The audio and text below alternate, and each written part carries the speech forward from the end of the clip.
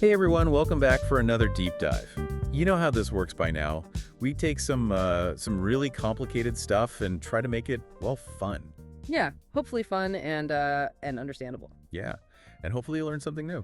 Today we're going to explore something you might not expect. It's about, it's about early Protestantism and how it actually helped shape what we now call the spirit of capitalism. It's a fascinating connection. We're looking at excerpts from Max Weber, Hmm. the famous sociologist. Right. And he really goes deep into different Protestant groups. And there are some surprising things in there. There's some real surprises. Like when we think about the Protestant ethic today, right? Mhm. We probably picture something that kind of fits with our modern ideas of progress or maybe even, enjoying life, enjoying the world. Yeah, kind of a secular bent to it, right? Exactly. But what's so interesting about what Weber's saying is that that first wave of Protestant thought with those big names like Luther, Calvin, and Knox, it was it was actually pretty different. So they weren't really on board with what we'd think of as progress, like in a secular Right. sense. They were super religious, obviously, and often their way of life involved a lot of self-denial, a lot of discipline. It's what sometimes gets called, you know, asceticism, basically a really controlled and disciplined way of living. Okay, so that raises a really interesting question. How do you square that intense religious focus, this idea of self-denial and all that, with, well, with all the economic activity that was happening as capitalism started to take off? It seems kind of backwards, right? It does seem counterintuitive. You might think, okay, so maybe capitalism popped up as a reaction against these strict religious upbringings. Yeah, I mean, the excerpts even mention some examples like Cecil Rhodes and folks converting within the Pietist movement, where it seemed like people were maybe like rebelling against being too religious. Right. That's a natural way to think about it. Yeah. But Weber's got a strong argument against that. He points out that very often you see this strong drive to succeed in business existing right alongside deep personal faith. Yeah. It's not just existing together peacefully, it's actually intertwined, especially when you look at Calvinist communities. Okay, now this is where it's really interesting because Calvinism keeps popping up, right? It does. Weber really emphasizes how strong this mix of what we might call, a capitalist mindset and serious religious commitment, Mhm. how it seems to just go hand in hand with Calvinism, like almost everywhere it went. And it's interesting because during the Reformation, Calvinism wasn't really tied to any one social class. But Weber noticed something kind of cool. He saw that in those early French Protestant churches, the Huguenot churches, you'd find a good number of people who were either former monks or folks involved in business and industry, like merchants and skilled craftspeople. So even back then, people were making this connection. Yeah, and this was even true when they were being persecuted. It's like that intense religious conviction didn't hold them back in business. If anything, it kind of like pushed them forward. Yeah, like it fueled it Yeah. somehow. That's wild. It wasn't just Weber looking back and making this connection, though, right? I mean, people at the time saw it too. Oh, yeah. The source mentions how even the Spanish, when they were looking at the Dutch Calvinists, whom they call heretics, Right. they actually noted that this heresy, was what they said, furthered the spirit of trade. Yeah. It kind of lines up with what Sir William Petty observed about how the economy was booming in the Netherlands Mm. and Gotham. He even described the way Calvinists spread across Europe as like a nursery of capitalist economy. A nursery, like where it all started to grow. Exactly. It's like they were cultivating this drive. Now, to be fair, the source does mention other explanations. Mm. Maybe the economic culture in places like France and Holland, where a lot of these Calvinists came from, maybe it was already pretty advanced. Hmm. Or maybe, being forced into exile, having to start over somewhere new, maybe that sparked some kind of, like, economic energy. Right, so maybe it wasn't just about their beliefs, but the situation they were in too. But then the source also mentions that this same connection, this link between Calvinism and economic activity, it was noticeable within France itself too in the 17th century. Right. And even Austria, which wasn't exactly a Protestant stronghold, sometimes they'd actually bring in Protestant manufacturers on purpose. That's really interesting. So it's like, okay, maybe there's something more going on here than just, the economy of the place or having to move somewhere new. Yeah, there's definitely something deeper there. And it's important to note, Weber also points out that not every Protestant denomination had the same impact on, well, on fostering this spirit of capitalism.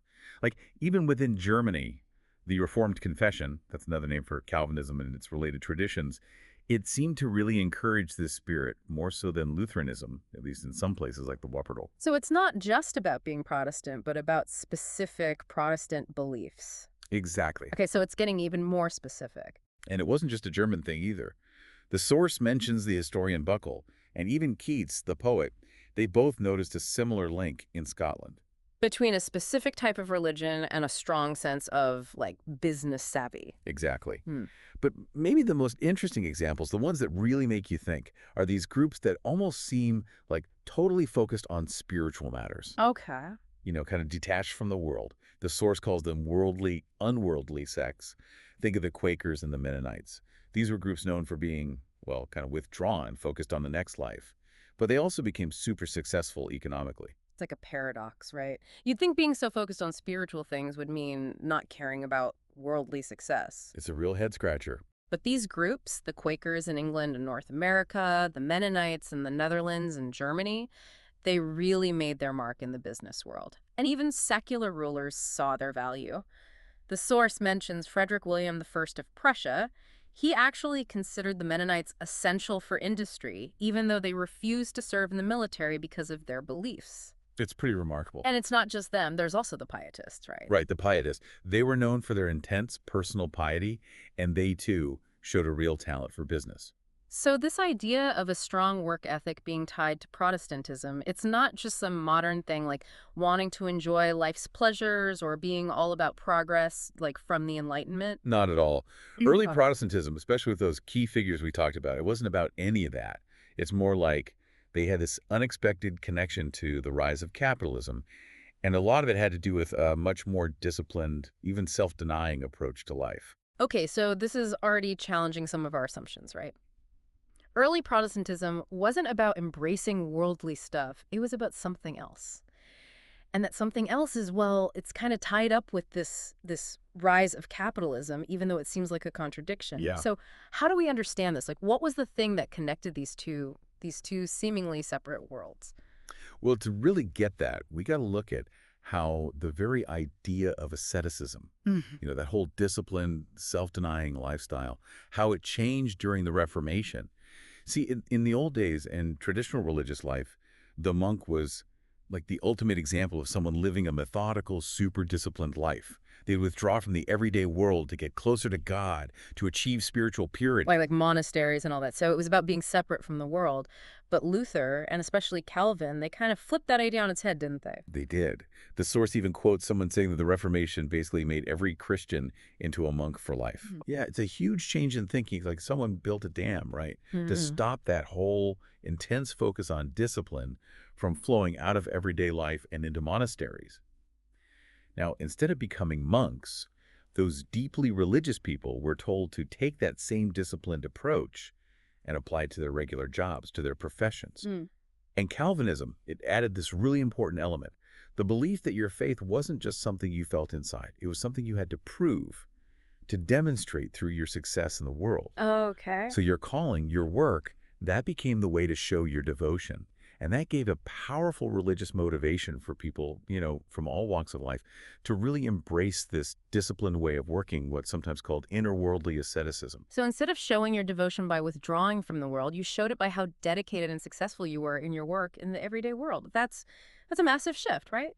And then there's this whole idea of predestination. How did that play into all of this? Predestination, the belief that God has already chosen who will be saved, it led to this kind of like spiritual aristocracy. Okay. People who thought they were among the elect chosen by God and they were living right here in the world. This replaced the old idea of the monastic aristocracy, the monks who were like separate from everyone else. Hmm. And this had some really interesting social implications. Yeah. The elect, those who believed they were chosen, they didn't always see those they thought were destined for damnation with a lot of compassion. Wow. There was sometimes this distance, even hostility. Like they saw those people as being somehow opposed to God's will.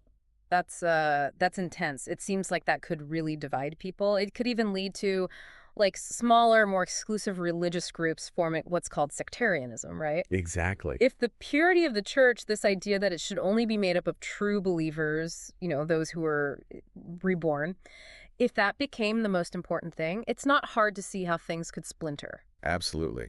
And the source connects this to the Calvinistic Baptists, how they wanted a very clear separation in the church between those they saw as truly regenerate, the reborn, and everyone else, Yeah. especially when it came to who could lead and govern the church. So there's this constant focus on proving yourself, on living a certain way, and I guess the Bible provided a framework for that. Absolutely. The source talks about the bibliocracy of Calvinism.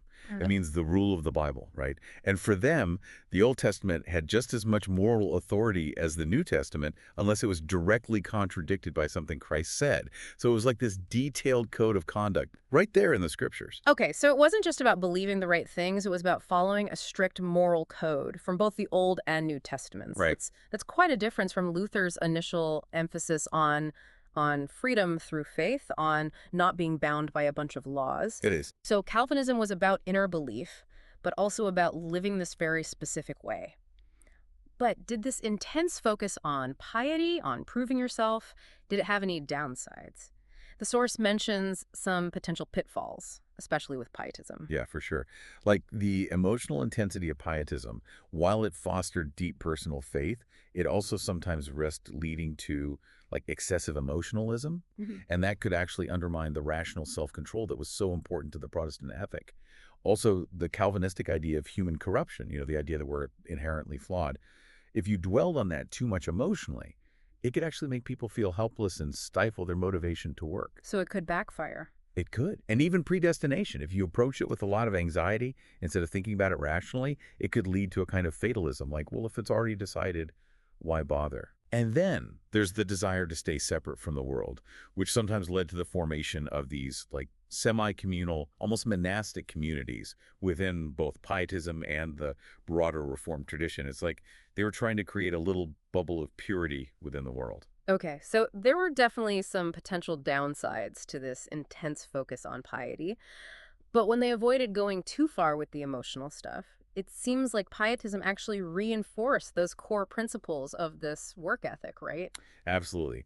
As long as pietism kept emphasizing the importance of finding assurance of your salvation through hard work, through diligently pursuing your calling, it actually led to even stricter self-control in people's work lives Okay. and a much deeper religious basis for the ethics of their calling than, well, than what some pietists saw as the mere outward respectability of more conventional Reformed Christians. Interesting. It's like they were pushing for something more than just looking good on the outside. And this idea of a religious elite, those who were truly devout, it could actually lead to the formation of voluntary groups within the church, like what happened in the Netherlands. Right. Or in English Puritanism, it led to pressure to distinguish between the more committed Christians and, well, everyone else. Yeah. It could even lead to churches splitting apart. Right. Exactly. Okay, now the source goes on to look at German pietism, specifically guys like Spener, Frank, and Zinzendorf. How did they fit into this whole picture? Well, German pietism, which developed within Lutheranism, it moved away from that strict Calvinist doctrine of predestination. Hmm. But it still emphasized living a methodical, disciplined, or ascetic lifestyle. This was partly influenced by pietist movements in England and the Netherlands, but this focus on, rational self-discipline, it wasn't totally in sync with traditional Lutheran theology. So there was some tension there. Oh, yeah. Okay. It created some really interesting tensions within pietist thought in Germany. Hmm. So, like Spener, he tried to combine Lutheran ideas with the Reformed emphasis on good works Yeah. and the possibility of achieving a certain level of Christian perfection. But his theological framework wasn't as clear-cut as Calvinism, especially when it came to the question of how someone could be sure of their salvation. So it wasn't as straightforward as, like, if you do these things, you're in. If you don't, you're out. Exactly. His emphasis on a methodical Christian life, even though it's influenced by mystical traditions, it wasn't as well-defined or as theologically rigorous as in Calvinism. Hmm. He was leaning more on that Lutheran connection between faith and being saved, not so much on the Calvinist idea of proving your election through good works. But when the rational and disciplined side of pietism took center stage, when it overshadowed the emotional side, it did reinforce the core ideas of living a holy life in a systematic way and demonstrating your faith through how you conducted yourself in your job. Okay, so it wasn't always consistent, but when it emphasized that practical discipline side, it had a similar effect to Calvinism. Right. And then there's Zinzendorf and the Moravian Brethren. Their approach was a little different again. How so? Well, Zinzendorf, he was all about emotional, almost childlike religious feeling. And they even used the casting of lots, like rolling dice or drawing straws, to try to figure out God's will. That was pretty different from the more rational approach to one's calling that we've been talking about. Wow.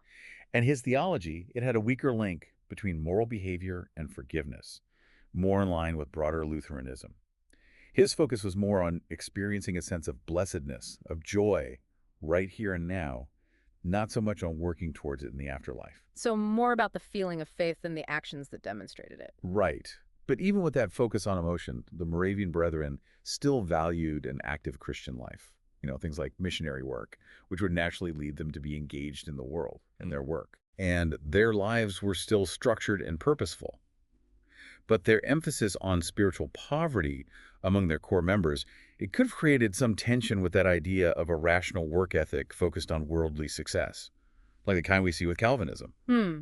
So German pietism, it's almost like it was a bit all over the place compared to the very consistent and structured worldview of Calvinism. Yeah, there's a bit of wavering there in their theological basis for asceticism. And a lot of that has to do with the influence of Lutheranism and that stronger focus on the emotional side of faith. So that emphasis on the emotional religious experience, it didn't really push for the same kind of systematic and organized action in the world as the Reformed idea of proving yourself for the afterlife. Exactly. Okay, now we're moving on to Methodism in England and America. It's presented as kind of a parallel to continental pietism. Right. So how did they factor into this whole idea of a spirit of capitalism? Well, Methodism, it was this mix of emotional and disciplined religious practice. But they also moved away from some of those stricter Calvinist doctrines like predestination. They still had this idea of a methodical approach to life, though, aimed at getting that assurance of salvation. Okay. But in Methodism, this methodical approach, it was really applied to the experience of conversion itself. So like the process of becoming a believer. Exactly. Especially in America, conversion in Methodism, it could be this really intense emotional thing involving a big spiritual struggle that led to this feeling of being justified. So it was still about a structured way of life, but there was more emphasis on that direct emotional experience of God's grace, something that maybe Calvinism was a bit more cautious about. Yeah, exactly. And then there's John Wesley's idea of sanctification, this second, often sudden experience that leads to feeling like you've achieved inner perfection, like sinlessness. Right. That's pretty different from traditional Calvinism, which really stressed that constant struggle against sin. It is. But even with these differences, the signs of true conversion in Methodism, they actually ended up looking a lot like those in Calvinism. It was still about a transformed way of living, about demonstrating your faith through your actions. So Methodism, as a later development, it didn't really invent a whole new concept of vocation, but it did give people a religious basis for living a disciplined life, especially after they moved away from predestination. It was like a new way to think about salvation through good works. Okay, now the last group the source looks at is Anabaptism and all those related groups like the Baptists, Mennonites, and Quakers. Right. They're presented as a second, totally separate source of this Protestant asceticism, like a different path than Calvinism, but leading to a similar place. Yeah. With its own unique ethical foundation. Exactly. So how does that work? Well, Anabaptism, with its core belief in the believer's church, that voluntary community of people who have chosen to believe and have experienced this rebirth in their faith, it offered a different kind of basis for a disciplined life. And adult baptism, that was the symbol of this personal commitment. Their idea of being made right with God, justification, it emphasized an inner transformation through a direct personal revelation of the divine spirit. And this wasn't just for a select few, it was something available to anyone who was willing to wait patiently and resist sin. So more than just believing certain things or even repenting, it was about this deep personal experience. Right, this direct experience, it was the most important thing, even more than doctrine or intellectual understanding. And it led to this really strong emphasis on avoiding what they considered the world, like unnecessary interactions with those outside the faith. They were all about sticking to biblical principles, especially following the example of that early Christian community. Okay, so very focused on their own community and way of life. And this separation from the world, it led to their refusal to hold public office, right? Absolutely. That's something that's still true for Mennonites and Quakers today. They don't believe in violence or taking oaths. They were also opposed to, fancy displays of wealth. Their focus was really on inner transformation, on following their conscience, which they saw as the voice of God. So that inner guidance, that's what shaped how they acted in their professions. Exactly. And that focus on conscience, it encouraged things like honesty and being really thorough in your work, Mhm. qualities that, turned out to be really important for the development of a capitalist economy. The source even points ahead to that Quaker saying, honesty is the best policy from the 17th century, Right. which, of course, Benjamin Franklin later made famous. And it seems like there's a contrast there with, well, maybe with that potential for ruthlessness that some people associate with Calvinism, right? Where the ethics of it all might be more of a concern for those looking in from the outside than for the person actually doing business. It's an interesting distinction, like different flavors of this Protestant work ethic. Hmm. And the Anabaptist belief in avoiding state office. That meant they put all their energy into non-political professions. Hmm. And their way of forming their communities, these sects, based on voluntary membership rather than big state-supported churches, that fostered a more intense, disciplined way of life. We see this pattern in other ascetic communities too. Hmm. But ultimately, across all these different denominations, the big idea was being in a state of grace, being set apart from the world. Okay. And you didn't get there just by going through rituals or confessing your sins. You got there by living a life that was totally different from the natural person, Mm. a life of self-control and discipline, guided by what they believed was God's will. This has been a real deep dive. I feel like my brain is like full. Lots to think about. But the main thing we've learned is the surprising connection between these specific religious ideas and practices within Protestantism and how they helped create this really strong work ethic, this rational, disciplined approach to work. Yeah. It's like the fuel that powered early capitalism, right? We saw how Calvinism linked predestination and worldly success, how groups like the Quakers showed that being focused on the spiritual could actually lead to economic success, and how the Anabaptist separation from the world actually made them super honest in their business dealings. It's amazing how it all comes together. And it really makes you think about how those historical connections might still be shaping our views today. Oh, totally. Even in a world that's much less religious, it's like these ideas are still lingering. It really does. So since we've kind of moved away from those original religious roots, what's driving this spirit of capitalism today? And what are the new ethical challenges that come with it? That's something for all of us to ponder. Definitely something to think about. Thanks for joining us for another deep dive. We'll see you next time. See you then.